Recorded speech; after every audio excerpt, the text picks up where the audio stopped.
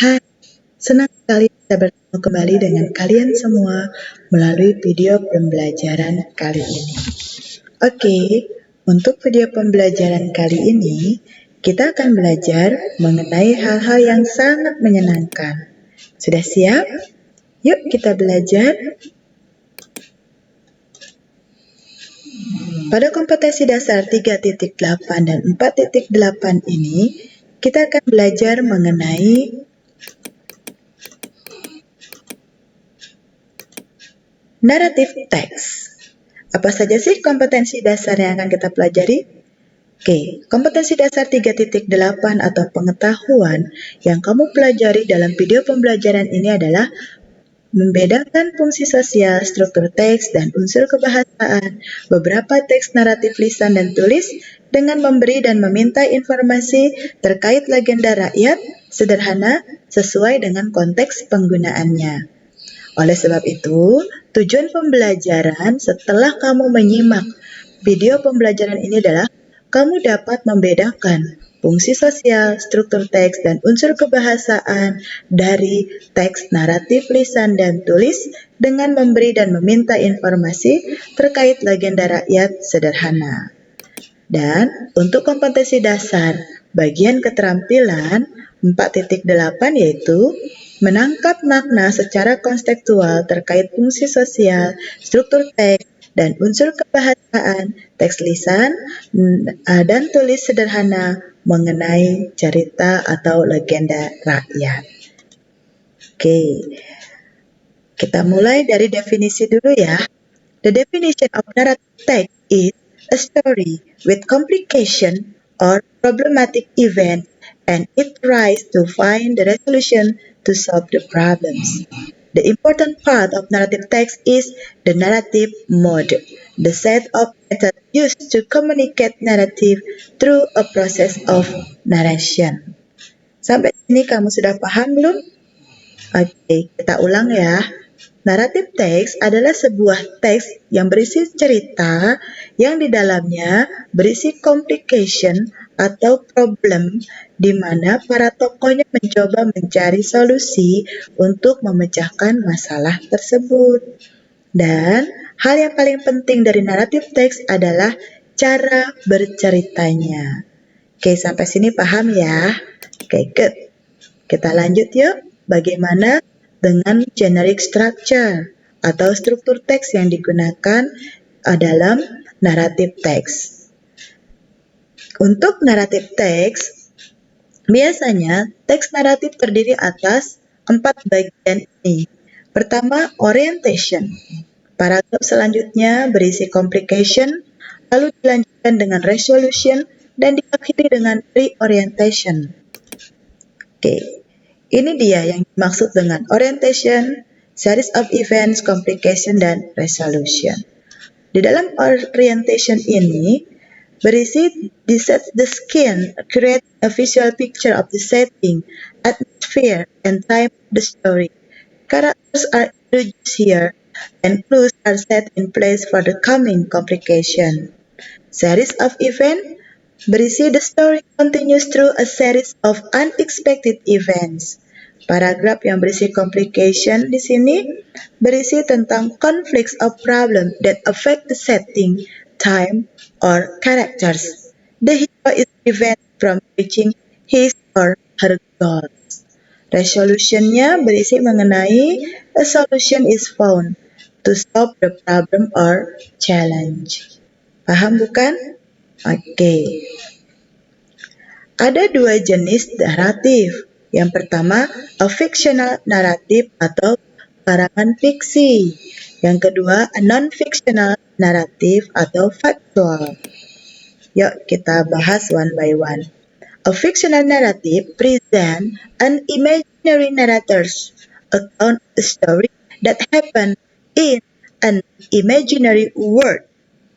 Perhatikan baik-baik, dalam cerita yang berbentuk fiksi ini, semuanya hanya merupakan hayalan, imajinasi. Imajinasi siapa? Imajinasi penulisnya. Di mana terjadinya? Ya di dunia imajinasi, alias hayalan, bukan kenyataan, bukan faktual. biasanya tentang fairy tales, folklore or folk tales, horror stories, fables, legends, myth, and science fiction. Fairy tale itu artinya cerita peri. Ini folklore, cerita rakyat. Horror stories, paham kan ya? Ini cerita tentang hal-hal yang berbau horor, menakutkan, hantu, dan sebagainya. Fable artinya dunia binatang, di mana binatang-binatang beserta lingkungannya diangkat menjadi sebuah cerita seolah-olah binatang itu bisa berbicara seperti manusia. Legend artinya legenda, myth artinya mitos, dan science fiction, fiksi yang berbau ilmiah. Oke, sementara jenis yang kedua adalah a non-fictional narrative atau disebut juga factual narrative. It presents a real-life person account of a real-life story. Biasanya berbentuk naratif, ballads, or slice of life, dan personal experience. Kalau bagian yang kedua ini bersifat nyata, benar-benar terjadi, semacam biografi singkat. Oke. Lanjut, language features of narrative atau unsur kebahasaan yang terdapat di dalam naratif teks. Ini dia. Ada proses verb, temporal conjunction, dan biasanya menggunakan simple past tense, ada time connective, dan juga tidak ketinggalan adverb. The purpose of narrative text. Tujuan dari narrative text yaitu to entertain, menghibur listeners or readers on a story or stories relating to the past experience of the real, imaginary, or complicated event leading to a crisis, which eventually came to a solution. Jadi, di bagian naratif teks ini, pembaca menemukan bahwa cerita tersebut memberikan hiburan baginya. Dan hiburan ini tidak betul-betul bersifat hiburan semata, melainkan ada pesan moral yang ingin disampaikan oleh si penulis melalui cerita yang diangkat dalam naratif teks. Oke, mari kita simak ya bagian yang tadi kalian masih ingat kan generic structure? Oke, ini adalah contoh cerita naratif teks. Dari cerita ini kita akan analisis bagian-bagian yang ada di dalam generic structure. The origin of the city Banyuwangi. Once upon a time, there was a local ruler named King Tulahkromo. Prime Minister King has named Sidopekso. Prime Minister wife has named Sri Tanjung. She is so beautiful and sweet that the king wanted her to be his wife. One day, the king sent the prime minister for a long mission. While the prime minister went, the king tried to get Sri Tanjung, but the king failed. He was very angry and upset. So, when Sidopekso begged, the king told him that his wife was unfaithful to him. Prime Minister is very angry with his wife. Sri Tanjung said that it was not true. However, Sidopekso said that he would kill her. She took him to the river bank. Before he killed her and threw her into the river, he said that she would be proven innocent. Once Sidopekso killed her, she threw her body into the river. Soon, the water became clean and started spreading the wonderful fragrance. Sidopekso said, Banyuwangi, Banyuwangi. The water was very fragrant. Banyuwangi, proof of love, born of noble and scared. That became the name of town of Banyuwangi. Oke, yuk kita analisis 4 bagian ini. Manakah yang menjadi bagian orientation, event, complication, and resolution? Oke, untuk bagian orientationnya adalah once upon a time, there was a local ruler. Oke, sampai ke Sidopekso. Bagian eventnya seperti ini.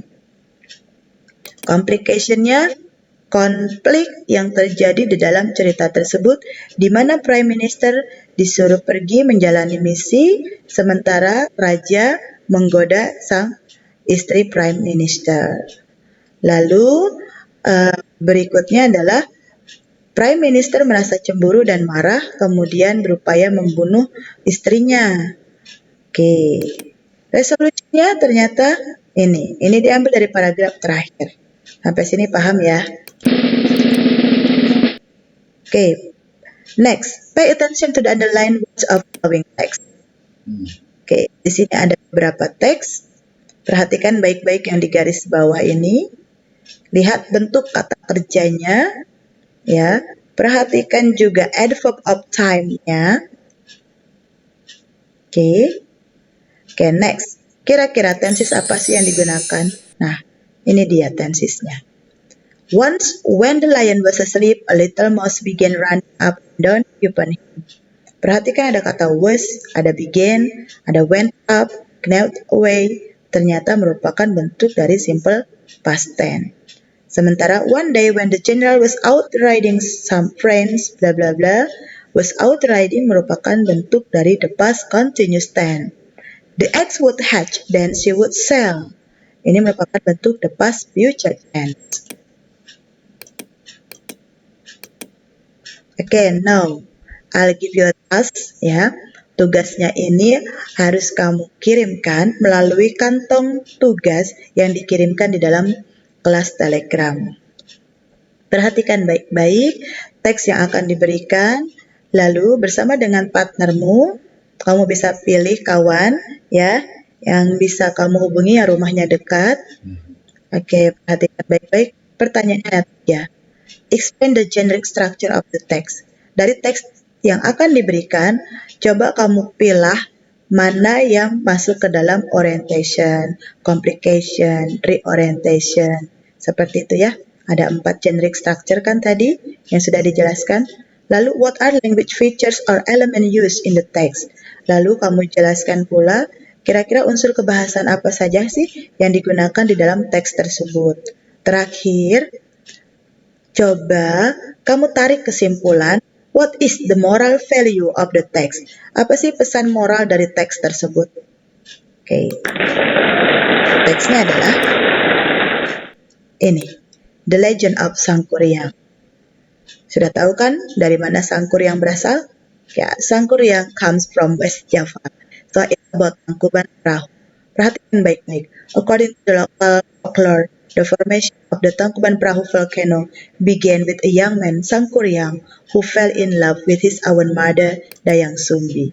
One day, when he was hunting, Sangkuriang accidentally killed his beautiful black dog, Situmang. This dog is actually Sangkuriang's father, who had been condemned to live the life of a dog by his guru. However, Sangkuriang never knew it. Sangkuriang had been separated by his mother since childhood, yet he was destined to meet his mother again. When on his way home, he stopped at a small village and met and fell in love with a beautiful girl.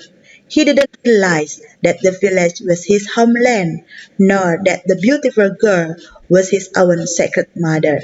Remain young and pretty. Okay.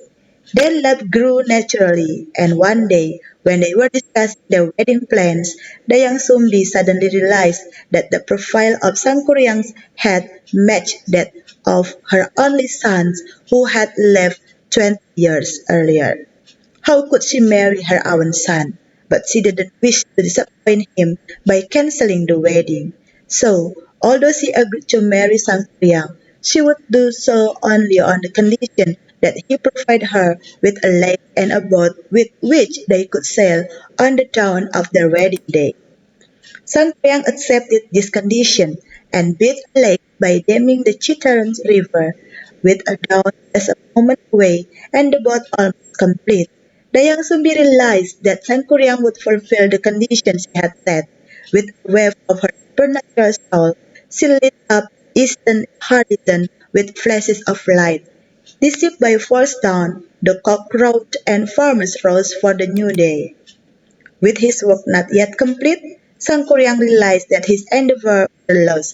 With all his anger, he kicked the boat that he himself had built. The boat fell over and, in so doing, became the mountain, Tangkuban Perahu. In Sudanese language, Tangkuban means upturned or upside down, and Perahu means boat. With the dam torn asunder, the water drained from the lake became a wide and now they become a city called Bandung, from the word Bendung, which means dam. Okay, it took from Indonesia Tangkuban Perahu booklet published by Perum Perhutani Unit 3 Jawa Barat KPH Bandung Utara. Oke, dari cerita tadi tolong dibuat tugasnya ya. Ada tiga ya, ada 3 soal tadi, oke? Oke, baik. Selanjutnya, tugas berikutnya adalah coba tulis.